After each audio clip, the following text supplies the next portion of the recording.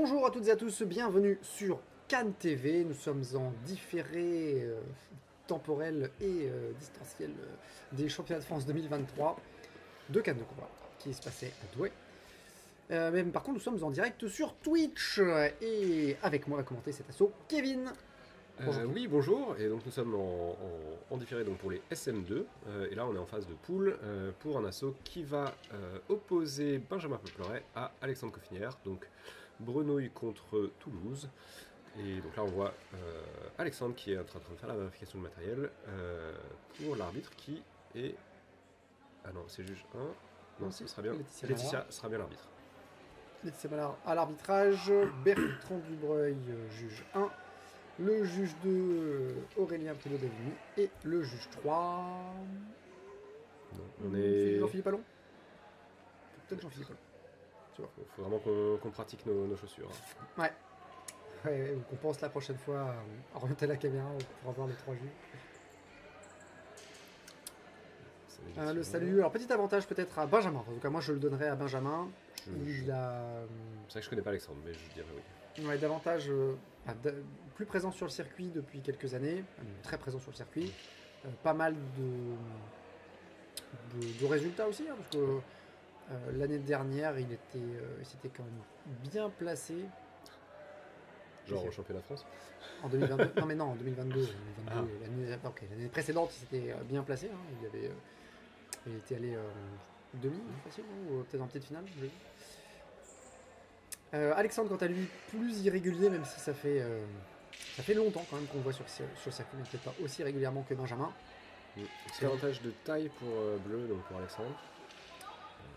Mais avantage parce que ça peut lui servir à jouer sur les contre-attaques. Ça peut être. On va voir si Benjamin va s'adapter ou pas.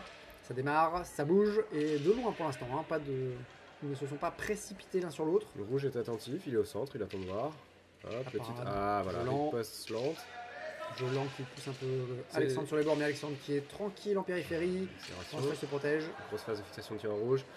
C'est quelque chose, à l'origine c'est vrai que Benjamin était très rapide, fixation, et là il a rajouté beaucoup de ralentissement dans son jeu. C'est beaucoup plus de variation de vitesse qui...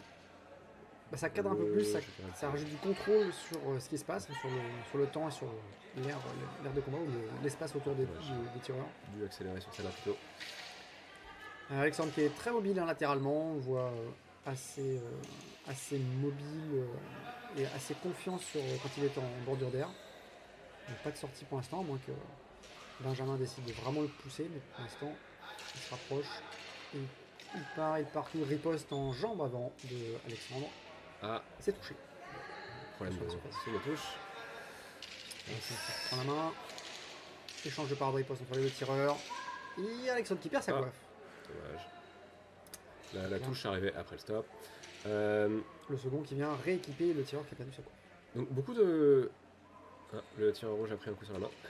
Ah oui, apparemment. Beaucoup de riposte latéral extérieur lent pour rouge. C'est ce qui est bien, mais il faudrait qu'il varie parce qu'il y a une ou deux occasions où je pense qu'il aurait pu accélérer et c'était ouvert. Donc pas se contraindre uniquement à la lanterne. Là, très d'accord. Il y a eu deux belles touches. Non, la première était pour moi pas alignée. Attention, zone de touche, je rappelle madame l'arbitre. Ouais, les deux là, ça part trop vite. Lâcher le canne, mais non, rattrapé avant la pénalité, avant qu'elle touche possible de marquer au sol. Ça apparaît, ça riposte de deux côtés. Benjamin qui tâche d'absorber également les ripostes de Alexandre avec des esquives pour pouvoir continuer à enchaîner. J'ai l'impression que ça a payé sur le précédent. Là, on n'a pas bien vu parce que l'alignement est moins bon. La coiffe part partir. Je suis pas sûr. Les deux ont des phases où vraiment ils touchent, mais je suis pas sûr de la prio. Oui, il faudrait vraiment pouvoir avoir le temps de regarder qui réarme le premier, c'est pas évident. Voilà. Celle-ci, par exemple, là, quand il change pour faire de vertical en horizontal, rouge, il réarme pas. Attention à la priorité, ça fait plusieurs fois que bleu est repris pour défaut de priorité. J'ai encore du jeu lent. Oh là, malheureusement, une petite rupture. Attention, bord de l'air pour Alexandre, qui s'y rapproche, qui se défend. On sent qu'il est fixé, hein. Ça se voit, il est vraiment embêté, il sait pas où aller. Là, il poste en jambe avant quand même. Et là, les deux tireurs qui enchaînent. Ouais, voilà, c'est plus lisible. Madame l'arbitre. Rouge était parti, il était touché, il a continué. On ne tranche pas non plus. Touche de Ah, bleu, mais genre. Ah, dos. un peu de jeu, de variation de rythme hein, aussi du côté bleu. Attention à la zone de touche. Par contre, tireur rouge. Ouais, là, quand ça va vite dans ces phases-là, il faut Oh, réussir quand dommage, même à très belle contrôler. action de bleu qui se retire bien pour pouvoir mettre touchant jambe. Encore la coiffe qui. Ouais, Alexandre qui a fait, on a vu, hein, qui a levé le bras pour interrompre l'assaut parce qu'il a senti que sa coiffe se détachait. Donc, Ah oui, alors ça c'est une spécificité. Le tireur rouge a été dans sa zone neutre, mais le tireur bleu, on lui a pas demandé d'y retourner. C'est surprenant. Je me semblait que les deux devaient y être envoyés. Alors non, parce qu'en fait, là, l'arrêt concernait le tireur bleu. Donc c'est la même chose quand il est blessé. On envoie l'autre tireur, D'accord. celui qui est pas concerné Oh. en zone neutre. Attention aux armées. Et fin de la reprise. Donc on envoie l'autre tireur, celui qui n'est pas concerné par l'arrêt, en zone D'accord. neutre. Et puis on se concentre sur le tireur qui a demandé l'arrêt ou qui a fait en sorte qu'il y en a. Ce qui est. Enfin, oui. Ce qui, si l'action se trouvait à côté de la zone neutre de l'adversaire, pourrait être intéressant. Mais... Oui, en fait, il n'y a pas de zone neutre de l'adversaire. En fait, chacun peut être envoyé dans une zone neutre ou l'autre. Ah oui, d'accord, c'est juste la zone bleue loin. Quoi. Ouais. D'accord. Donc là, quel est ton pronostic? Enfin, plutôt ton ressenti sur l'avantage des deux? Il n'y a pas. Il n'y a pas énormément de touches, ou en tout cas pas de touches extrêmement nettes. Il y a des échanges entre les deux. On a vu beaucoup d'échanges de parade riposte aussi assez rapides des deux côtés. Il y a eu des échanges de touches, justement, Ouais. touche, mais du coup... Ouais, savoir lire qui a la priorité dans ces cas-là, c'est extrêmement compliqué. Surtout, là on regarde sur un écran qui n'est pas très grand et sur un angle simplement. On n'a pas plusieurs angles pour voir ce qui se passe. Donc, voilà. Mon pronostic, c'est pour l'instant... Ça va beaucoup dépendre des juges, je pense, parce que sur des actions comme ça, où quelqu'un peut perdre la priorité, genre se faire toucher, retoucher derrière, si les juges le voient bien et le cliquent correctement, ou le voient pas, Ouais. ça fait toute la différence. Ouais, complètement. Ça peut être attribué à un tireur ou à l'autre. Développer des rangs pour bleu, c'est ce que je comprends, mais j'ai pas compris rouge. Pas vu non plus. On va voir si la deuxième reprise s'annonce plus claire. Que va-t-il se passer? Observation pour l'instant, ça commence comme la première reprise, de loin, pas vraiment Rouge de jeu reste au intermédiaire, centre, ouais. plus du jeu intermédiaire mais sur du déplacement, pas vraiment sur la canne. C'est bleu qui entame les hostilités de Là, loin. je crois qu'il y a une touche de rouge. Ouais, exactement. Et bleu, c'est armé dessus. Là, c'est dommage parce que rouge était dans une phase où il était en train de marquer. L'arrêt de l'arbitre l'a arrêté dans sa phase. Ça aurait été presque bien d'aller à la pénalité là, pour moi. Ouais, rouge qui va vraiment chercher loin. Benjamin était un peu plus petit que Alexandre, il va vraiment chercher le poursuivre, hein. Il va vraiment le chercher dans ses retranchements, dans sa retraite. Là, c'est Alexandre qui reprend un peu la main, mais c'est interrompu par Benjamin et qui s'arrête touche plus tête, après. je pense. Bleu priorité, ouais, il a été touché tête. Là, ça fait au moins 2 actions où je vois rouge qui touche, bleu qui continue. Là, par contre, ça semble être un peu plus bleu sur la jambe avant, mais rouge a repris la distance hein, pour marquer un peu le temps et marquer qu'il avait été touché, donc on reprend à 0. Vu qu'on n'a pas le droit pour rappel, on n'a pas le droit de reprendre dans la main immédiatement après avoir été touché. C'est la règle 0 de la priorité. Ah oui, Là, pareil. Ah. Interruption et. pour moi, j'avais pas de touche de bleu, mais ok. Il y a rouge qui est. Oh là oui, là, sur la... bleu, il riposte. Et ça enchaîne beaucoup, ça enchaîne Là, bleu il y a au moins- qui est déstabilisé, qui cherche à reprendre la main, mais qui a du mal à le faire. On le voit en déséquilibre et puis sans vraiment réussir à armer ses coups. Donc il subit un peu la pluie d'attaque de son adversaire. Ce qui paye pour rouge, là, c'est vraiment les phases d'action de fixation rapide. Là, il embête bleu avec ses ralentissements, mais quand il rentre dedans, vraiment incertitude, latéral extérieur, au bas, ça rentre. Ouais, Là, on voit qu'il est embêté. Tac. Techniquement, cette touche compte, elle est avant le stop. Ouais, plus le désarmement, est-ce que. Non, c'est compté comme un désarmement, donc pas de point de pénalité. Mais une touche gratuite vu qu'il n'y a pas de canne pour prendre la parade. Ouais. Hop, retouche Fallait esquiver. rouge, bleu. Problème de potentiellement canne cassée. On n'a pas Vérification entendu. des cannes, au cas où. Mais rien, pas de changement de canne, tout va bien. Parade riposte. Ah, ça aurait pu être un ralenti, genre, c'est dommage. Oh, Oh, bras. ouais. La touche en épaule. Par des ripostes derrière. On Ouais, sent mais que Benjamin en fait attend le déclenchement pour partir sur une série, un enchaînement d'attaques très rapide sur les ripostes. Donc là pour l'instant c'est du lent et là il part. Ah, Et là, c'est je dirais avertissement bleu pour voir le poste. je regarde rouge. Rouge. Rouge priorité. Et C'est- un non. Je crois que c'est prononcé. Donc il y a eu 2 oui et un non. Ouais. Le juge 1 c'est sûr, c'est pas de chance, parce qu'il y a eu beaucoup, pour l'instant, de mon ressenti, beaucoup plus d'occasions où le bleu était en défaut, et c'est pas de chance que ça soit tombé sur cette occasion. Ah, attention, il cible le tireur rouge. Alors c'est pas forcément la quantité hein, qui fait que... Ah non, je sais, mais je veux dire, là clairement, c'était avéré pour rouge, mais Ouais. c'est vraiment pas de chance que pour une fois que c'est lui, ça il y ait un avertissement. Bah, c'est que l'arbitre a jugé que c'était Qu'il était plus particulièrement, loin, tout à fait. Ah, j'ai pas vu l'action, c'était mince. particulièrement préjudiciable. Ah non, c'est la fin de la C'est la fin de la ok, deuxième je reprise. pensais que c'était à nouveau un avertissement. Pronostic. Bah, plus de touches, plus d'occasions en tout cas, et plus de touches du côté du tireur rouge de Benjamin. Ouais. Mais avec cet avertissement de 2 points en plus pour son adversaire Ouais. par juge. Je le mettrais quand même devant. Je trouve qu'il y a eu des phases en fait de fixation tête-jambe ou des choses comme ça où c'était assez net, où en plus l'arbitre arrêtait et donnait et arrêtait bleu pour priorité. Ouais. Donc pour vraiment rendre clair au juge que bah attention là c'est bleu qui était en tort. Donc ceux-là moi je leur compterais à chaque fois plusieurs points.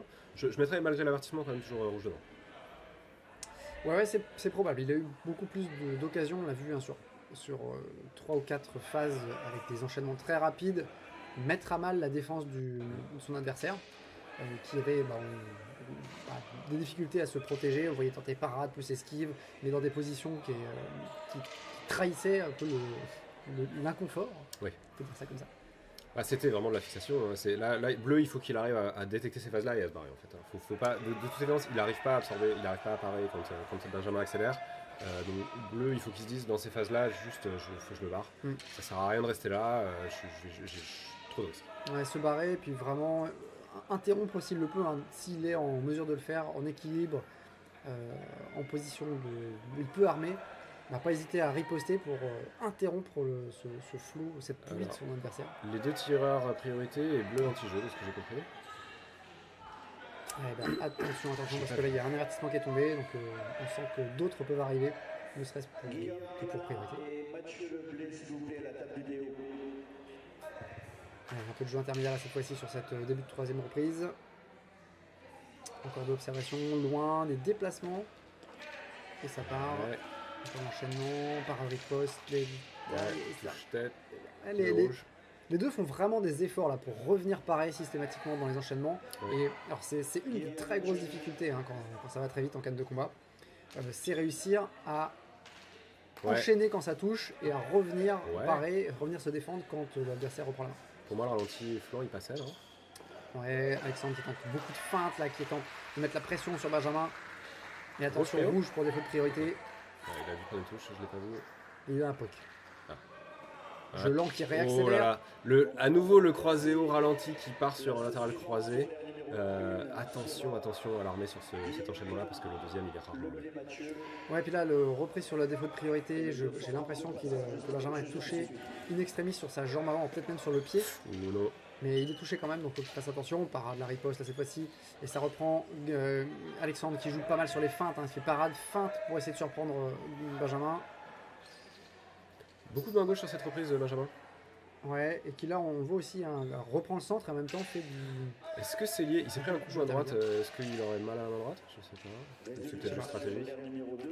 Ouais, là j'en mettrais une. Ouh là là, Alexandre qui passe très très proche de la sortie d'air.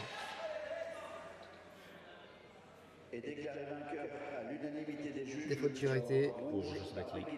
Rouge, ça a l'air, j'ai l'impression. Ouais, c'est peut-être juste une impression. Parce qu'on voyait aussi Benjamin hocher un peu la tête. Allez, jeu intermédiaire de la part d'Alexandre, mais qui s'éloigne dès que Benjamin approche. Il voit bien que là il y a un risque sur la riposte. Hein. Il est embêté par ses ralentis, il est embêté, il sait pas quoi faire. Il est fixé. Et Benjamin qui va le chercher. Ça dit, il en sort. Cadre. Il déplace beaucoup plus bleu. Ouais. Il nous a écouté. Ouais, très mobile latéralement. Mais toujours, hein, il a été depuis le début de l'assaut. Ouais, mais là il y a eu des phases où vraiment il aurait pu peut-être se faire fixer. Il a pas de... Ah là par contre ça touche. Oh. Aïe, aïe, touche du tireur bleu. Échange même canne cassée. A priori. Pas de lâcher de canne pour autant. Pas de pénalité, c'est toujours ça. Encore un peu d'observation, on reprend comme en début de reprise, mais par contre il va falloir faire vite parce qu'on arrive sur la Sur la fin fin de la la dernière. Et reprise. Voilà. voilà. Bon chrono interne de ta part. Et il restait vraiment pas beaucoup de temps. Bon, j'aurais pas su dire exactement combien, mais... Ouais, bah je mettrais Benjamin devant, tireur rouge donc. Quelques belles actions, vraiment. C'était sur ces fixations tête-jambe qui marchaient assez bien. Qui n'ont pas marché dans la troisième, donc peut-être Ouais. qu'en effet Bleu nous a écouté une fois de plus et a décidé de se barrer. Mais sur les deux premières, je pense qu'il a vraiment creusé l'écart. Peut-être bien, ouais. Même si Alexandre fait vraiment une troisième belle reprise qui embête franchement Ouais. Benjamin. Benjamin qui est aussi embêté par les défauts de priorité, enfin, par les observations et l'avertissement qu'il a eu en deuxième reprise. Ouais. Oui, il a à l'arrière de l'esprit. Hein, genre, il sait qu'il s'est pris un avertissement pour ça, donc il faut faire gaffe. Et plus après les trois observations, je crois, hein, facilement dans la troisième reprise. Donc là, à chaque fois, on peut se dire avertissement ou pas avertissement. Il y a moyen que l'arbitre ait aussi hésité à donner des avertissements à chaque fois. Ouais. Et on va le savoir très bientôt. Voilà, les résultats arrivent. Non, je sais pas. Si c'est Benjamin, c'est pas beaucoup, à mon avis. Sur la numéro 2, pardon. On va pas le score. Et déclaré vainqueur à la majorité des juges, le tireur rouge. Majorité. Benjamin Papeleret.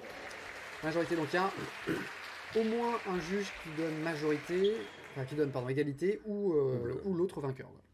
Tout à fait. Et ça reste dans le secret arbitral officiel. Très bien, bel assaut, disputé en tout cas. Oui. Donc merci Kevin pour cet assaut disputé. Merci Xavier. Commentaire disputé. Très Et disputé. puis on se retrouve évidemment pour d'autres assauts disputés très bientôt sur Cannes TV. À bientôt. Merci à toutes celles et tous ceux qui nous ont soutenus pour cet événement. Notre association Cannes TV ne perçoit pas de cotisation, aussi sommes-nous tributaires des dons et des aides extérieures pour ne pas mettre la clé sous la porte. Un grand merci donc pour tous les dons sur LOASO. Merci également aux organismes qui ont accepté de prendre en charge une partie de nos frais, qu'il s'agisse de déplacements, d'hébergement ou de repas. Et que vous ayez contribué ou pas, n'hésitez pas à vous abonner à la chaîne, à partager, à cliquer sur j'aime ou à écrire un petit commentaire. Cela aide au référencement des vidéos et au-delà de faire connaître Cannes TV, à rendre notre discipline un petit peu plus visible.